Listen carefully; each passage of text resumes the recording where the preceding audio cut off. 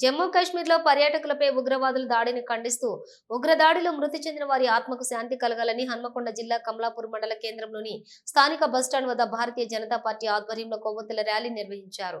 ఈ సందర్భంగా భారతీయ జనతా పార్టీ మండల అధ్యక్షులు రాయకం శ్రీనివాస్ మాట్లాడుతూ పాకిస్తాన్ కు చెందిన ఉగ్రవాద సంస్థలు భారతీయ పర్యాటకులపై దాడి చేయడాన్ని తీవ్రంగా ఖండించారు. భారత్ కన్నెర్ర చేస్తే పాకిస్తాన్ మసైపోతుందని హెచ్చరించారు.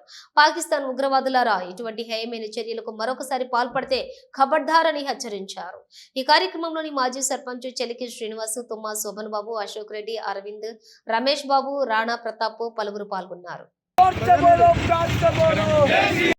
పాకిస్తాన్ ఉగ్రవాద సంస్థలు చేసినటువంటి దాడిలో మరణించిన వారి యొక్క కుటుంబాలకు, మరణించిన వారి ఆత్మలు శాంతి చేకూర్చాలని ఇవాళ భారతీయ జనతా పార్టీ కమలాపూర్ మండలం పక్షాన వారికి నివాళులు అర్పించడం జరిగింది. కొవ్వొత్తులతోటి అశ్రు నివాళులు జరపడం జరిగింది.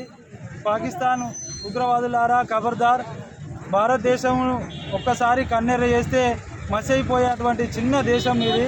పాకిస్తాను ఇవాళ కవ్వింపు చర్యలకు పాల్పడుతూ మతం పేరుతో హత్యలు చేస్తున్నది.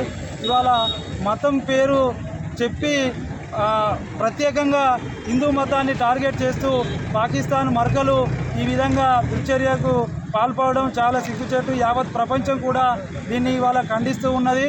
రాబోయే రోజుల్లో భారతదేశం తలుచుకుంటే పాకిస్తాను ఒక మాడి మసైపోయే అవకాశం కూడా ఉన్నది.